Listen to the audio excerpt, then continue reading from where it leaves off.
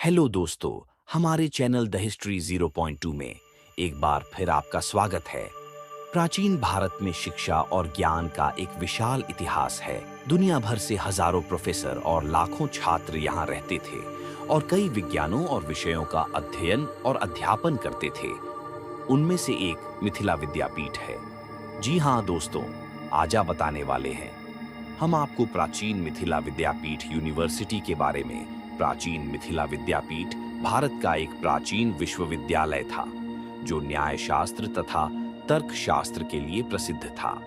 इस विद्यापीठ का मुख्यालय बलिराजगढ़ किला मिथिला क्षेत्र में कमला बलान नदी से 7 किलोमीटर पूर्व और कोसी नदी से लगभग 35 किलोमीटर पश्चिम में स्थित है। कुछ विद्वानों द्वारा इसे मिथिला के प्राचीन शहर का स्थान होने का दावा किया गया है। प्राचीन मिथिला विश्वविद्यालय का मुख्यालय मिथिला में राजा जनक के दरबार में था। बलिराजगढ़, जो बिहार के मधुबनी के पास स्थित है, या जनकपुर, जो वर्तमान समय में नेपाल में स्थित है, संभवतः इसके केंद्र थे। ये विद्यापीठ प्राचीन काल से ही दर्शन शास्त्र के साथ साथ राजनीति शास्त्र और अन्य विद्याओं का केंद्र था। 15वीं-16वीं शताब्दी में कुछ दार्शनिकों ने इस केंद्र से निकलकर नवद्वीप को इसी प्रकार के विद्या व्यसन का केंद्र बनाया, जिससे मिथिला विद्यापीठ की ख्याति धीरे धीरे कम हुई तथा नवद्वीप भारतीय दर्शन के अध्ययन का नया केंद्र बन गया। जब हम कोसलपुरी अयोध्या का नाम लेते हैं, उस समय विदेहपुरी मिथिला का भी स्मरण हो आता है। ये दोनों ही धार्मिक पुरियां हर काल में हमारे लिए प्रेरणा एवं संबल का स्रोत रही है। यह वर्तमान में उत्तरी बिहार और नेपाल की तराई का इलाका है, जिसे मिथिला या मिथिलांचल के नाम से जाना जाता था। प्राचीन मिथिला विश्वविद्यालय की शुरुआत धीरे धीरे मिथिला के राजा जनक द्वारा अपने दरबार में आयोजित दार्शनिक सम्मेलनों से हुई। इन दार्शनिक सम्मेलनों के कारण शिक्षा का एक केंद्र बना और शिक्षा का यह केंद्र मिथिला विश्वविद्यालय में तब्दील हो गया। यह ब्राह्मणवादी शिक्षा प्रणाली का मुख्य केंद्र था। मिथिला मैथिल ब्राह्मणों की पीठ है। प्राचीन काल से ही मिथिला प्राचीन भारतीय दर्शन को विभिन्न आयाम दिए हैं। न्याय शास्त्र, तर्क शास्त्र, मीमांसा और सांख्य शास्त्र की उत्पत्ति मुख्य रूप से मिथिला से ही हुई है।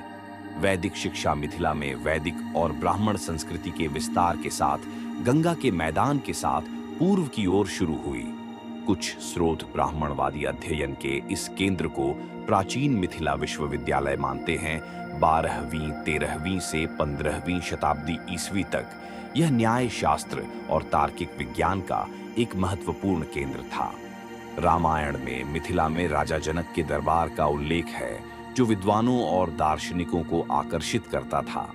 गुप्त काल के दौरान मिथिला बौद्धों, जैनों और ब्राह्मणों के बीच विवादों का केंद्र था, जिसमें प्रमुख मीमांसा लेखक वैदिक अनुष्ठान का बचाव करते थे। उद्धरण आवश्यक शिक्षा टोल, पाठशाला और चतुष्पदी या चौपाड़ी के माध्यम से होती थी। उद्धरण आवश्यक, जिसमें छात्र अपने शिक्षक के घर रहते थे। मिथिला में तुर्क विजय का बहुत कम प्रभाव पड़ा, जिससे यह ब्राह्मण और संस्कृत छात्रवृत्ति का एक अलग चौकी और केंद्र बन गया, जहां हिंदू विद्वान अपने आदर्शों और परंपराओं की शुद्धता की रक्षा करने में सक्षम थे। मिथिला न्याय स्कूल न्याय दर्शन का एक भारतीय स्कूल था, जो मिथिला में 12वीं, 13वीं से 15वीं शताब्दी तक फला फूला। इसकी शुरुआत धीरे धीरे मिथिला के राजा जनक द्वारा उनके दरबार में आयोजित दार्शनिक सम्मेलनों से हुई। इन दार्शनिक सम्मेलनों से सीखने की एक सीट का निर्माण हुआ और सीखने की यह सीट मिथिला विश्वविद्यालय में परिवर्तित हो गई। यह ब्राह्मणवादी शिक्षा प्रणाली की प्रमुख सीट थी। मिथिला मैथिल ब्राह्मण की सीट है। प्राचीन काल से मैथिल ब्राह्मणों ने प्राचीन भारतीय दर्शन को विभिन्न आयाम दिए थे। न्याय शास्त्र, तर्क शास्त्र, मीमांसा और सांख्य शास्त्र ज्यादातर मिथिला से निकले थे। उद्दालक अरुणी ने जीवन के 3 तत्वों के सिद्धांत की खोज की। अष्टावक्र ने राजा जनक को अस्तित्व की आध्यात्मिक प्रकृति और व्यक्तिगत स्वतंत्रता का अर्थ सिखाया। अष्टावक्र और जनक के बीच दार्शनिक बातचीत प्राचीन दार्शनिक ग्रंथों के रूप में दर्ज है, जिन्हें अष्टावक्र गीता या अष्टावक्र संहिता के रूप में जाना जाता है। इसी तरह याज्ञवल्क्य ने राजा जनक को ब्रह्म विद्या सिखाई। याज्ञवल्क्य शतपथ ब्राह्मण के लेखक हैं और उन्हें भारतीय दर्शन का जनक माना जाता है। गार्गी वाचकनवी एक ब्रह्मवादिनी थीं। उन्होंने ऋग्वेद में कई भजनों की रचना की, जिसमें सभी अस्तित्व की उत्पत्ति पर सवाल उठाया गया था। उन्हें मिथिला के राजा जनक के दरबार में नवरत्नों या 9 रत्नों में से एक के रूप में सम्मानित किया गया था। उन्होंने याज्ञवल्क्य के साथ शास्त्रार्थ में भाग लिया, जिसमें उन्होंने प्रकृति के अस्तित्व के आधार से संबंधित कुछ प्रश्न पूछे। याज्ञवल्क्य ने उनके सभी सवालों के जवाब दिए। मैत्रेयी एक और ब्रह्मवादिनी थीं, जो प्राचीन भारत में उत्तर वैदिक काल में रहती थीं। उनका उल्लेख बृहदारण्यक उपनिषद में वैदिक ऋषि याज्ञवल्क्य की 2 पत्नियों में से एक के रूप में किया गया है। वह अद्वैत दार्शनिक थीं। ऋग्वेद में मैत्रेयी को लगभग 10 सूक्तों का श्रेय दिया जाता है। वह बृहदारण्यक उपनिषद में निहित एक संवाद में हिंदू आत्मा या स्वयं की अवधारणा का पता लगाती है। संवाद, जिसे मैत्रेयी याज्ञवल्क्य संवाद भी कहा जाता है, बताता है कि प्रेम व्यक्ति की आत्मा से प्रेरित होता है। उन्हें ब्रह्म सिद्ध के लेखक के रूप में सबसे अधिक जाना जाता है। 9वीं से 10वीं शताब्दी में वाचस्पति मिश्र अद्वैत वेदांत के दार्शनिक थे और उन्होंने एक गैर भाष्य तत्वबिंदु या सत्य की बूंद लिखी, जो वाक्य अर्थ के मीमांसा सिद्धांतों पर केंद्रित है। 14वीं शताब्दी में विद्यापति मैथिली और संस्कृत कवि, संगीतकार, लेखक, दरबारी और मिथिला में शाही पुजारी के रूप में उभरे। वे शिव के भक्त थे, लेकिन उन्होंने प्रेम गीत और भक्ति वैष्णव गीत भी लिखे। वह संस्कृत, प्राकृत, अपभ्रंश और मैथिली जानते थे। प्राचीन मिथिला विश्वविद्यालय अपने न्याय शास्त्र के लिए बहुत प्रसिद्ध था। न्याय शास्त्र की स्थापना अक्षपाद गौतम ने की थी। इसे बाद में गंगेश उपाध्याय ने विकसित किया। 12वीं शताब्दी से 15वीं शताब्दी तक यह शिक्षा और संस्कृतियों का महत्वपूर्ण केंद्र था। कामेश्वर काल में जगद्धार एक विद्वान थे, जिन्होंने विभिन्न विषयों पर भाष्य लिखे, जैसे गीता, देवी महात्म्य, मेघदूत, गीत गोविंदा और मालती माधव और अन्य, और साथ ही रसिका सर्वस्व, संगीता सर्वस्व जैसे कामुकता पर मूल ग्रंथ लिखे। इसी तरह शंकर मिश्रा एक अन्य विद्वान थे, जिन्होंने वैशेषिक, न्याय और स्मृति पर काम किया। प्रसिद्ध तर्कशास्त्री वासुदेव सार्वभौम ने 15वीं शताब्दी में मिथिला में अपनी शिक्षा प्राप्त की थी। 15वीं शताब्दी में रघुनाथ शिरोमणि विश्वविद्यालय के प्रमुख थे। उस समय इस विश्वविद्यालय को मिथिला विद्यापीठ के नाम से भी जाना जाता था। महाराजाधिराज लक्ष्मीश्वर सिंह संग्रहालय और मैथिली साहित्य संस्थान के विद्वानों और इतिहासकारों के अनुसार नालंदा और विक्रमशिला विश्वविद्यालय को मुगल सम्राटों ने नष्ट कर दिया था, क्योंकि ये विश्वविद्यालय विशेष स्थानों पर आयोजित किए गए थे। लेकिन प्राचीन मिथिला के विश्वविद्यालय को नष्ट करना इतना आसान नहीं था, क्योंकि यह मिथिला के विभिन्न प्राचीन दार्शनिकों या आर्षियों के कई आश्रम या गुरुकुल में फैला हुआ था। इसलिए यह विश्वविद्यालय 20वीं शताब्दी तक बना रहा। अबुल फजल के अनुसार शाहजहां के शासनकाल के दौरान मिथिला अपने विद्वानों और कवियों के लिए प्रसिद्ध हो गया, जिन्हें उनकी विद्वता के लिए सम्राट से पुरस्कार मिले। भारत के विभिन्न भागों से संस्कृत के विद्वान हिंदू दर्शन का अध्ययन करने के लिए मिथिला आए। मुगल काल में रघुनंदन दास विश्वविद्यालय के एक प्रख्यात विद्वान थे। मुगल सम्राट अकबर उनसे बहुत प्रभावित थे, इसलिए उन्होंने उन्हें संपूर्ण मिथिला उपहार में दे दी। लेकिन बाद में रघुनंदन दास ने इसे अपने गुरु महेश ठाकुर को गुरु दक्षिणा के रूप में दे दिया। महेश ठाकुर ने 1557 ईस्वी में रामनवमी के दिन दरभंगा राज साम्राज्य की स्थापना की। इस विश्वविद्यालय की परीक्षा का नाम सलाहका परीक्षा था। ये द्वार पंडितों, जो उस समय विद्वानों में सबसे अधिक विद्वान और पूजनीय माने जाते थे, उन्हीं के द्वारा ली जाती थी।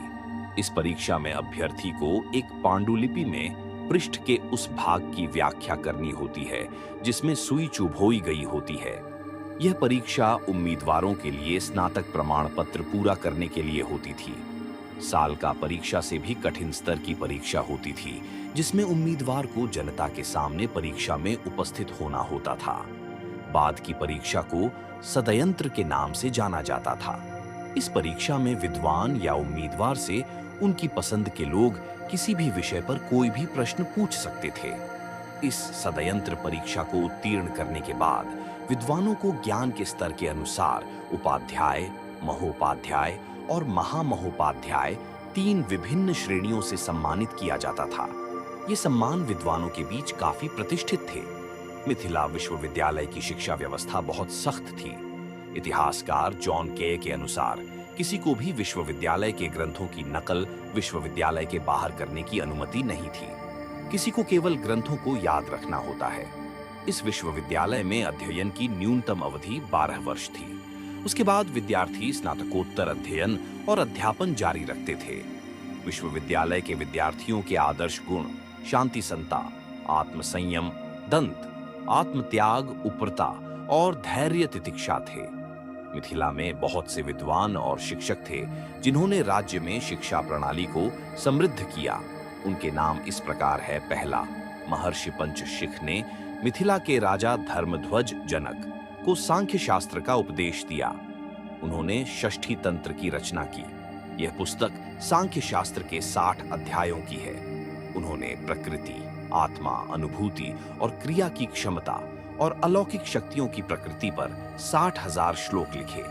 उन्होंने सांसारिक जीवन और मृत्यु के बाद शरीर और आत्मा के बीच के संबंध के बारे में शिक्षा दी।